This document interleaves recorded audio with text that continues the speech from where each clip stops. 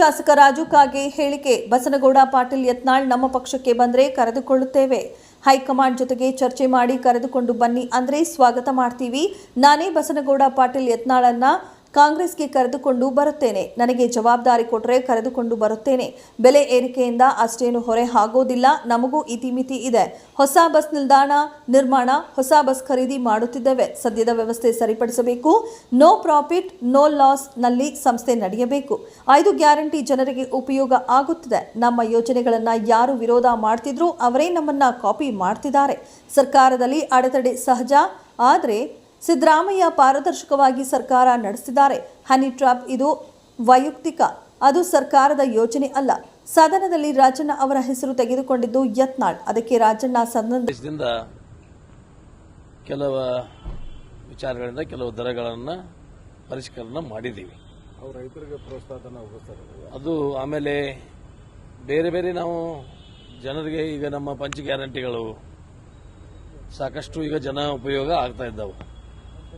ಈಗ ಶಕ್ತಿ ಯೋಜನೆಯಿಂದ ಬಹಳ ಜನರಿಗೆ ಅನುಕೂಲ ಆಗೈತಿ. ಕೆಲವು ನಮಗೆ ಯಾರು ವಿರೋಧ ಮಾಡ್ತಿದ್ರು ಮೊದಲು, ರಾಜ್ಯ ಲೂಟಿ ಆಗ್ತಿದೆ, ದೇಶ ಲೂಟಿ ಆಗ್ತಿದೆ, ಈ ಗ್ಯಾರಂಟಿಗಳಿಂದ ಪುಗಟು ಕೊಡೋದ್ರಿಂದ ಖಜಾನೆ ಖಾಲಿ ಆಗ್ತಿದೆ, ಯಾರು ನಮಗೆ ವಿರೋಧ ಮಾಡ್ತಾ ಇದ್ರು ಅವರೇ ನಮ್ಮನ್ನು ಕಾಪಿ ಮಾಡಿಕೊಂಡು ಮಹಾರಾಷ್ಟ್ರದಲ್ಲಿ ದಿಲ್ಲಿಯಲ್ಲಿ ನಡೆಸಿರೋದು ಒಂದನೇದ್ದು. ಎರಡನೇದ್ದು, ನಮ್ಮ ಶಾಸಕರ ನೋವುಗಳನ್ನು ಅಭಿವೃದ್ಧಿ ಆಗೋದಲ್ಲ, ಅಭಿವೃದ್ಧಿಗೆ ದುಡ್ಡು ಸಿಗ್ತಾ ಇಲ್ಲ ಅನ್ನುವ ಕೆಲವು ಕೂಗುಗಳನ್ನು ಕೇಳಿಬರ್ತಾ ಇತ್ತು.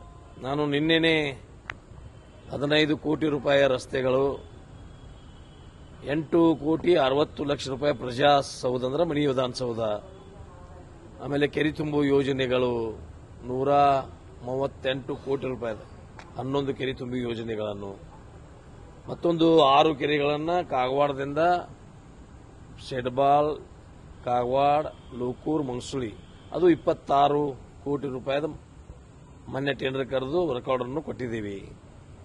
ಎಲ್ಲ ಕಡೆ ಈಗ 500 ಕೋಟಿಗಳ ಪ್ರತಿಯೊಂದು ಮತಕ್ಷೇತ್ರದಲ್ಲಿ ಕೆಲಸ ಆಗ್ತಾ ಇರೋದ್ರಿಂದ ಅದು ನಮ್ಮ ಮೇಲೇನು ಆರೋಪ ಮಾಡ್ತಾ ಇದ್ರು ಸತ್ಯಕ್ಕೆ ದೂರವಾದದ್ದು.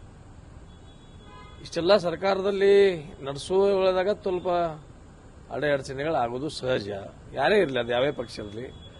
ಅದಕ್ಕಾಗಿ ಆದ್ರೂ ಪಾರದರ್ಶಕವಾಗಿ ನಮ್ಮ ಮುಖ್ಯಮಂತ್ರಿಯಾದಂಥ ಸಿದ್ದರಾಮಯ್ಯನವರು ಆಡಳಿತ ವ್ಯವಸ್ಥಿತವಾಗಿ ನಡೆಸಿದ್ದಾರೆ.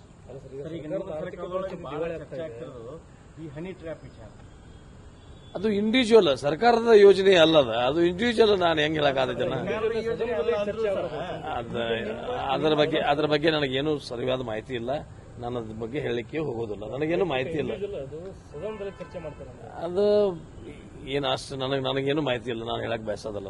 ಸರ್ಕಾರ ಅಭಿವೃದ್ಧಿ ಪದದಲ್ಲಿ ನಡೀತಾ ಇದೆ ಅಂತ ಹೇಳ್ತಾ ಇದ್ದಾರೆ. ಸಾರಿಗೆ ಸಂಸ್ಥೆ ನೌಕರರು ವೇತನ ಪರಿಷ್ಕರಣೆ ಮಾಡಕ್ಕಾಗಬಹುದು. ಈಗ ಮಾಡ್ತಾ ಇದೀವಿ. ನಾಳೆ ನಮ್ಮ 5ನೇ ತಾರೀಕು 10ನೇ ತಾರೀಕು 5ನೇ ತಾರೀಕು ಐ ಥಿಂಕ್ ಏಪ್ರಿಲ್ 5ನೇ ತಾರೀಕು ನಮ್ಮ ಒಂದು ಸರ್ಕಾರದವರು ನಮ್ಮ ಸಂಕ್ರಾಂತಿ ಆದ ನಂತರ ಮೀಟಿಂಗ್ ಕರಿತೀವಿ ಅಂತ ಹೇಳಿದ್ವಿ. ಅದ್ರ ಕೆಲವು ಕಾರಣಾಂತರಗಳು ಅದು ಕರೀಲಿಕ್ಕೆ ಆಗಲಿಲ್ಲ. ಈಗ ಏಪ್ರಿಲ್ 5ನೇ ತಾರೀಕು ಒಂದು ಸಭೆಯನ್ನು ಕರೆದು ಅದು ಇತ್ಯರ್ಥ ಮಾಡ್ತೀವಿ. ಈಗ ಸರ್ಕಾರದ ಯೋಜನೆ ಅಲ್ಲ ಅಂದ್ರೆ ಸದನದಾಗ ಚರ್ಚೆ ಮಾಡ್ತೀವಿ. ಜನ ಎದಕ್ಕೆ ಓಟ್ ಹಾಕ್ಬೇಕು ಸರ್ ನಿಮ್ಗೆ? ಏನ್ ವಿಚಾರನ ಸದನದಾಗ ಚರ್ಚೆ ಮಾಡ್ತೀರಿ ನೀವು, ಅದು ಯೋಜನೆನೇ ಅಲ್ಲ.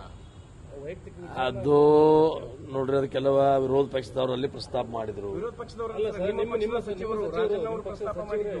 ಅವ್ರು ಇವ್ರು ಕೇಳಿದಕ್ಕಾಗಿ ಅದನ್ನ ಪ್ರಸ್ತಾಪ ಮಾಡಿದ ಬಳಿಕ ಅದು ಉತ್ತರ ಕೊಡ್ಬೇಕಲ್ಲ. ಅವ್ರ ಹೆಸರು ತಗೊಂಡ್ರು, ರಾಜಣ್ಣ ಅವ್ರ ಹೆಸರು ಯಾರು ತಗೊಂಡ್ರು?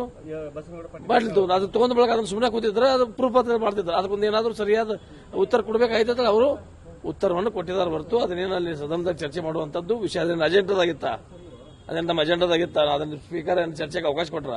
ಅವನು ಬಜೆಟ್ ಮೇಲೆ ಮತ್ತು ಮಾತಾಡ್ತಾ ಈ ವಿಷಯನ ಪ್ರಸ್ತಾಪ ಮಾಡ್ರಿ. ಅವ್ರು ರಾಜಣ್ಣ ಅವ್ರ ಹೆಸರು ತಗೊಂಡಾಗ ಅವ್ರ ಅದಕ್ಕೆ ನನ್ನ ಹೆಸರು ಸದನದಾಗ ತಗೊಂಡ ಬಳಿಕ ನಾನು ಅದಕ್ಕೆ ಉತ್ತರ ಕೊಡದೆ ಹೋಗಿದ್ರೆ ನಾನು ತಪ್ಪಸ್ತಳಿ ಸಿದ್ಧ ಆಗತೈತಿ.